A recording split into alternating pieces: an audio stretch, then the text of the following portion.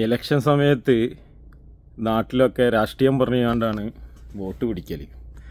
ഞങ്ങളെ പരപ്പനങ്ങാടി മുനിസിപ്പാലിറ്റിയിലെ 8, 9, 10, 11, 12 ഈ ഡിവിഷനിൽ മതവും ഓരോരുത്തരുടെ വ്യക്തി ജീവിതവും പറഞ്ഞുകൊണ്ടാണ് UDF വോട്ട് പിടിക്കുന്നത്. അതുകൊണ്ട് UDF ഉള്ളടം പ്രദേശത്തുള്ള UDFകാരോടാണ് പറയണത്, നിങ്ങൾ വ്യക്തിപരമായിട്ട് ആരെക്കുറിച്ചെങ്കിലും അപവാദം പറഞ്ഞുകൊണ്ട് വോട്ട് പിടിച്ച് എടുക്കുന്നത് നമ്മൾ അറിയുന്നുണ്ട്. അപ്പോൾ ഈ പറയുന്ന ആളുകളുടെ ജീവചരിത്രവും രസതന്ത്രവും ഒക്കെ ഉള്ളടത്തുള്ള ഒരുവിധം ആളുകൾക്കൊക്കെ അറിയാം. അപ്പോൾ അതൊക്കെ നമ്മൾ റിവീൽ ചെയ്യും.